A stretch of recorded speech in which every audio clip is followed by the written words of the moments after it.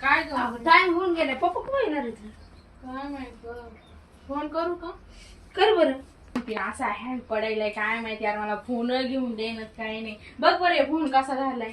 थांब आता मी पप्पाला फोन करते. स्विच ऑफ झालाय डायरेक्ट. आणि माहिती पप्पाला फोन फोन म्हणला ना फोनच घेऊन द्या बरं एक. तेरा बिलाय मी मम्मी, मला फोन सुद्धा व्यवस्थित नाही. थांब जातोय का ग?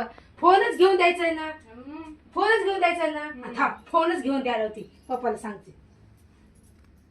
काय लढू नको ग माय, लढू नको. तुला ना मी पप्पाला सांगते लेकराला ना फोन घेऊन द्या.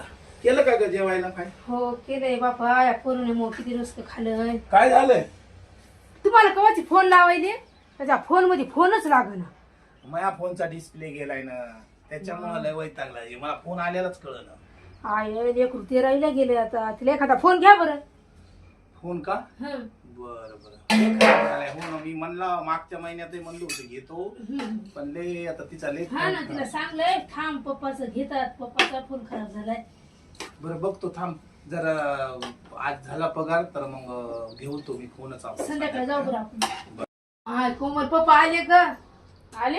हो. नाही लय लवकर आले पप्पा आज. काय हो? काय नाही काय रे केले? काय नाही, कोमल मग आणि लढू लागली ना. हो. बरं. काय बेटा, काय पप्पा? तुला फोन पाहिजे होता ना? बाई फोन आणलाय? बघ ना. बापरे कोण झाली? तर मित्रांनो बघा, माझ्या मुलीला फोन आणला मी. मगाशी लढत होती बघा, तर हे फोन घेतला तिला. आता उद्या गुढीपाडवा निमित्त तिला गिफ्ट देत आहे मी बेटाला. कारण की तिनं खूप दिवस झालं एकदम म्हणजे खूप अशी खराब झालेली हालत होती त्या मोबाईलची, तरी पण तिनं वापरला.